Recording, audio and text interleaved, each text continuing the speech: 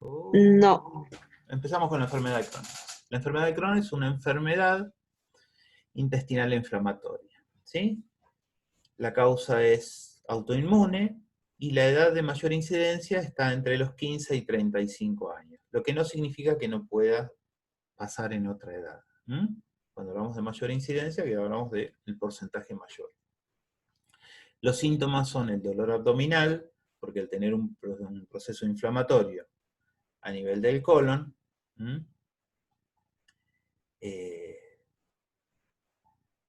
colon empieza a provocar dolor. ¿Por qué? Por compresión hacia las zonas adyacentes. Puede provocar fiebre, fatiga, falta de apetito y pérdida de peso. Fíjense que si uno hace el análisis, es como que se entiende qué es lo que está pasando, ¿no? Si yo tengo dolor abdominal con cólicos, ¿cómo? ¿Puedo comer? La mayoría no. De ahí sale la falta de apetito. Todos los procesos inflamatorios pueden traer aparejado un aumento de la temperatura, ¿sí? Proceso febril. Si yo no me alimento correctamente por esa falta de apetito, es probable que me fatigue con mayor facilidad y empiece a tener cierta pérdida de peso, que podría ser significativa o no. La pérdida de peso.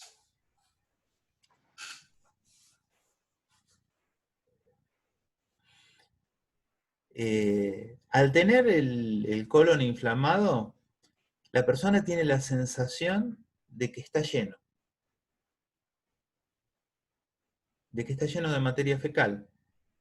Por lo tanto, va a tener esa sensación de que necesita defecar. Como tiene esa sensación, va a ir al baño, va a hacer fuerza, como para defecar, no va a salir absolutamente nada, pero sí va a tener dolor y va a tener esos dolores tipo cólico. Como el intestino está vacío, va a haber una diarrea acuosa, y en algunos casos puede tener sangre. Es un proceso inflamatorio, tiene que pasar, no tiene un tratamiento específico, es autoinmune.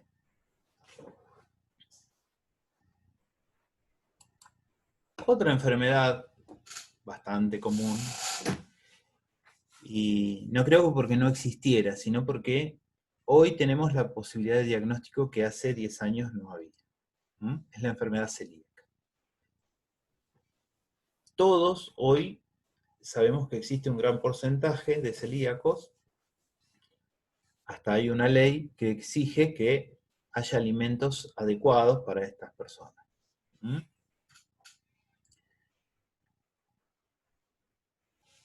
Entonces, también es de tipo inmune y tiene que ver con la intolerancia al gluten. Lo que pasa es, se inflama la mucosa del intestino, se atrofian las vellosidades y hay un proceso de mala absorción. Y ustedes saben que el proceso digestivo incluye una absorción progresiva del bolo alimenticio. Si hay mala absorción, el bolo alimenticio pasa y lo eliminamos. Por eso estas personas suelen tener diarrea. No tienen un síntoma que pueda decir, vos sos celíaco porque tenés tal síntoma. Por eso es una enfermedad que cuesta diagnosticar, que no es fácil de diagnosticar, que durante muchos años no era diagnosticada. Los pacientes no tienen pueden estar asintomáticos, y solo lo que uno nota es que están más flacos de lo normal. Hay una deficiencia nutricional, ¿no? Que tiene que ver con esto de la mala absorción. ¿Qué se hace con estos pacientes? Que no coman gluten. Lo único que tiene que hacer en su vida es no comer comidas con gluten. Tan simple como eso. ¿Mm? Si no comen cosas con gluten, no va a haber problema. Y en el caso, en esa etapa donde se encuentra que hay una deficiencia alimentaria por la mala absorción, ¿sí? Va a haber que darle suplementos para solucionar ese problema. Nada más que eso. No hay... Fíjense que con una dieta adecuada, esas personas tienen una vida normal. ¿Mm? Profe, una pregunta. ¿Sí? ¿Las personas con esta enfermedad o sea, nacen con eso o se les puede manifestar ya de adultos? Se puede manifestar a determinada edad. ¿Mm? Ah, bien. Es un poco difícil determinarlo, porque vos decís, uno empieza una alimentación más completa ya cuando tenés más de un año. ¿Mm? Hay chicos que Claro. no toman otra cosa que leche hasta a veces pasado el año. Entonces, y uno empieza a ampliar, digamos, su dieta ya siendo más grande.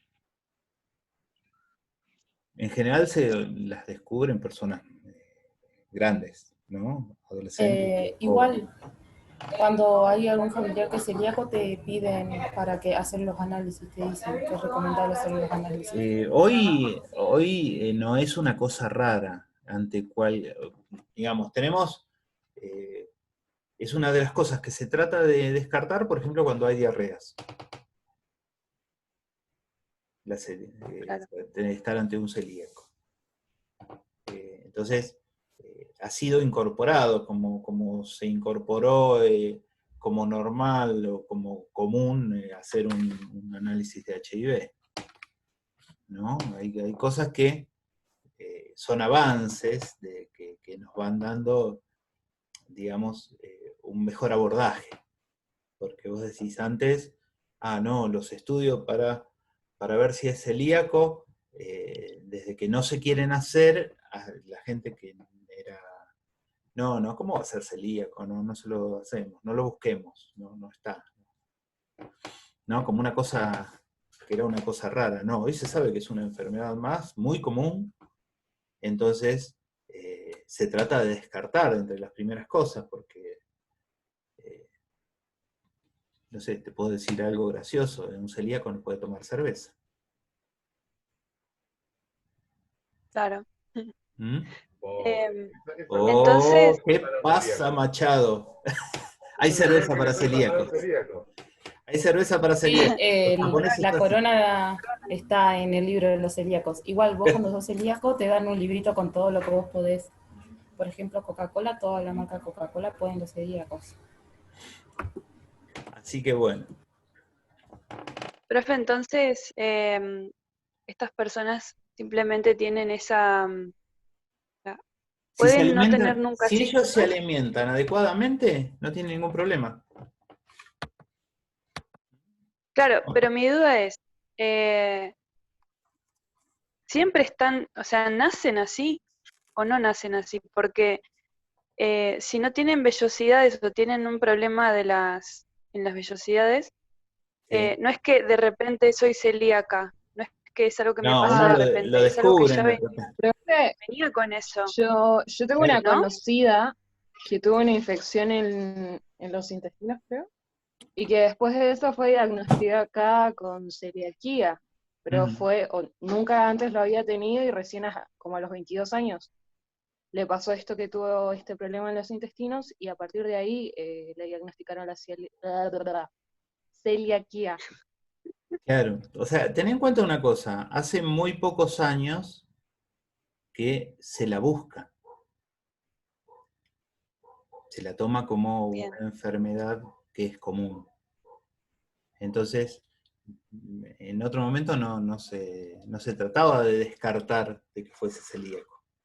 Entonces, no podemos decir que alguien que no tuvo problemas no lo era antes, ¿sí? Hay puntos de ok, ese proceso inflamatorio que son intolerables y que te llevan a la consulta. Y ahí te empiezan a buscar y ahí lo encuentran. Hoy se busca desde que la persona entra con problemas eh, que podrían llegar a dudar de que es celíaco. ¿Mm? Vamos a otra cosa bastante común, que es la apendicitis, la inflamación del apéndice. Ustedes saben que el apéndice es una bolsita, ¿sí? Que está en el colon, ¿sí? ¿En qué colon? En el ascendente, en la parte baja del colon ascendente. ¿Mm? Y la apendicitis es su inflamación. ¿Qué pasa con la apendicitis? En general, se produce la apendicitis alrededor de como máximo los 30 años. ¿Mm? Desde la niñez hasta los 30 años. Esa es la edad común de incidencia, donde se producen los mayores porcentajes. Lo que no significa que haya un caso raro de 45 años que tenga apendicitis. ¿Mm? Pero lo más común está entre la niñez y el adulto joven. ¿Qué pasa con el apéndice? El apéndice se inflama y a veces estalla. La solución para la apendicitis es la cirugía, la extirpación quirúrgica del apéndice. Es una cirugía simple, hoy es una cirugía simple, salvo que se haya complicado por que haya estallado el apéndice. Si estalla, el contenido colónico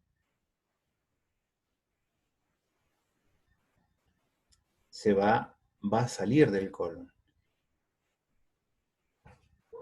¿Qué pasa con la apendicitis? Provoca una situación, ¿sí? Un conjunto de signos y síntomas, un síndrome que se denomina abdomen agudo. El abdomen agudo es un abdomen rígido, doloroso a la palpación, o sea, nosotros apenas apoyamos la mano para palpar el abdomen de la persona,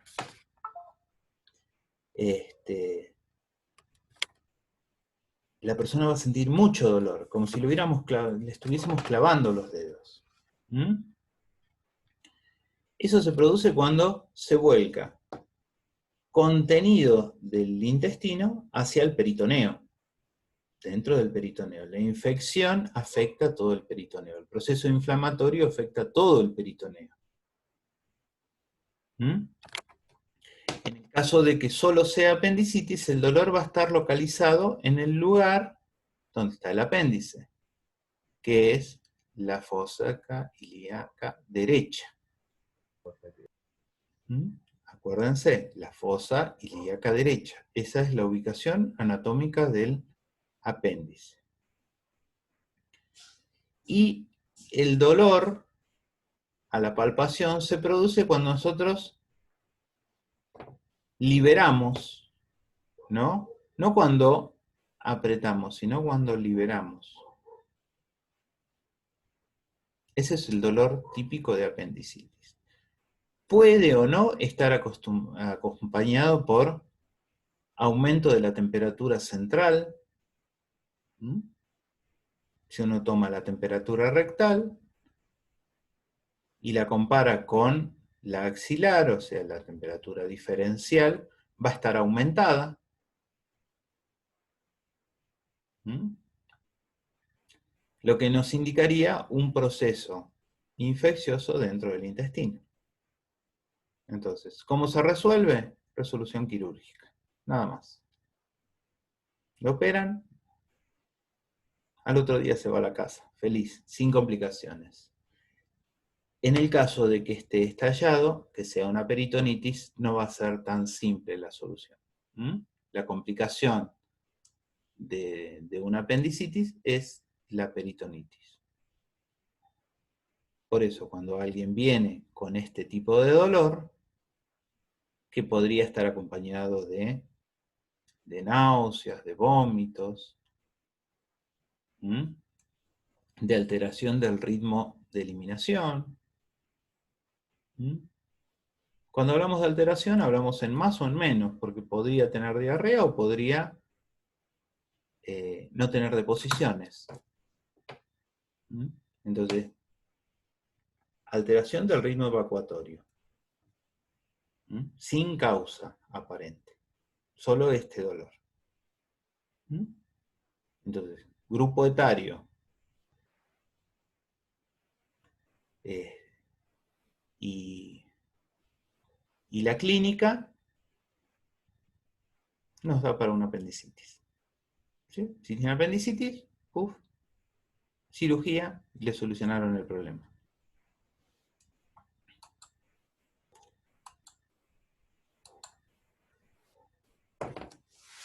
Bien, vamos a los divertículos. Los divertículos son sacos de pequeño tamaño, ¿sí?, que se suelen producir en el colon. ¿Qué pasa con estos sacos? Pueden no provocar ningún trastorno o podrían llenarse, ¿sí?, de materia fecal, infectarse, inflamarse, y entonces empezarían a causar dolor, inflamación.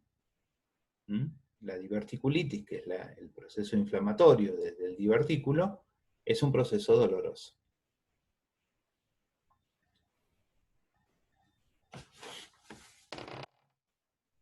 Muchas personas tienen divertículos. Los divertículos no suelen causar mayores problemas, salvo que se infecten, que generen algún proceso infeccioso. Pero son bastante comunes. Así se ven por endoscopía los divertículos. Pequeñas lesiones son bastante comunes.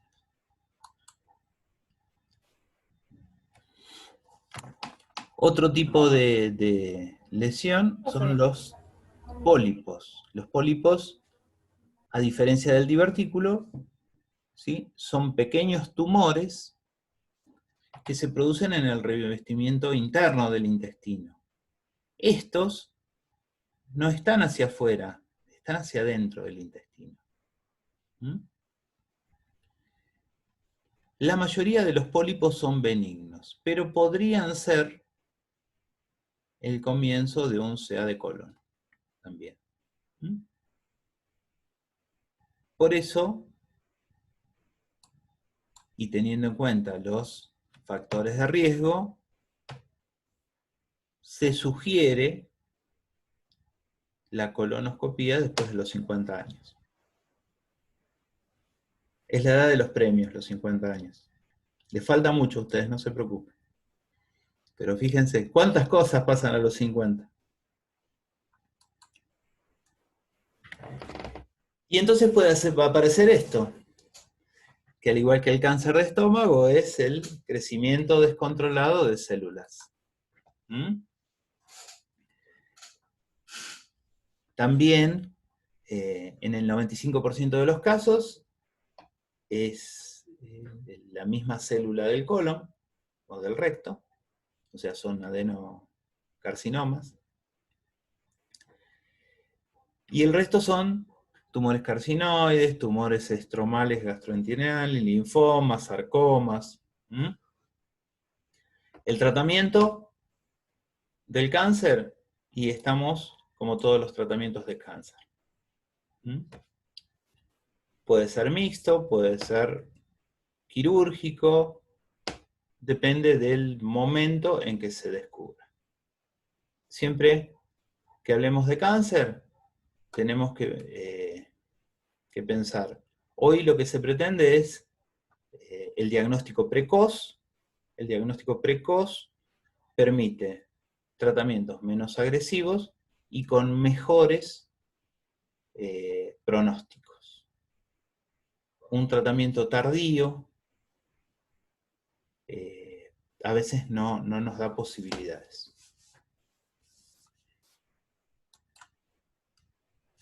Por último, otra cosa bastante común, ¿sí?, es el síndrome de colon irritable. O sea, como síndrome es un conjunto de signos y síntomas en los cuales la persona se queja de dolor abdominal recurrente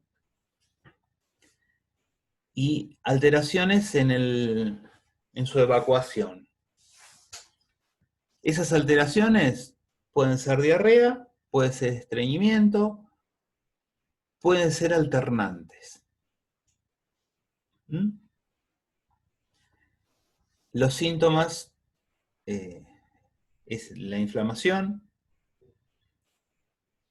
el tenesmo. ¿Mm? El tenesmo es la sensación de que no vaciamos completamente el colon. Vamos a defecar y nos parece que seguimos teniendo materia fecal en el colon. ¿Mm? Eso es tenesmo. Y como el colon sí está vacío, sí lo vaciamos, empezamos a eliminar un moco blanquecino con las heces. ¿Mm? Es la mucosa que empezamos a eliminar. Ese moco que cubre la mucosa, el tejido, lo empezamos a perder.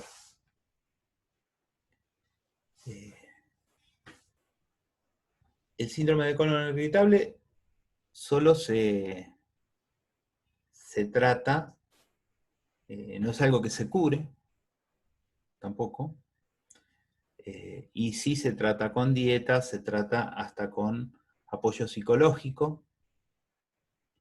Es más común en las mujeres jóvenes, menores de 35 años, 2 a 1 en relación a los hombres. Y bueno, se necesita apoyo, se necesita dieta, y como todo síndrome, van desapareciendo los signos y síntomas, y listo, no es una enfermedad. Es solo eso. Tengo inflamación recurrente, tengo diarrea, o empiezo con diarrea y después me voy para el otro lado, y eso es lo que vive el paciente. ¿Mm? No tiene un tratamiento específico. ¿Alguna duda con respecto a eso? Yo tenía una duda No, profe. Con los divertículos, porque una persona conocida tenía, pero tampoco puede hacer ejercicio, además de la dieta. ¿Por qué no puede hacer ejercicio? ¿Por qué no puede hacer ejercicio? No sé, él iba al gimnasio y le permitieron nada de fuerza, nada de eso. Tal vez por el grado de inflamación que tenían los divertículos, que no haga fuerza. O sea, ¿Y porque puede ser que se rompan, profe? Vos pensá, hay distintos tipos de ejercicios, ¿no? Entonces, los ejercicios en los cuales uno, por ejemplo, va a levantar pesas, van a afectar nuestro sistema digestivo. Lo que decía, desde una hernia de hiato, que puede ser el producto de un esfuerzo muy grande, también, como esto de decir, bueno, me hago el héroe, voy al gimnasio y levanto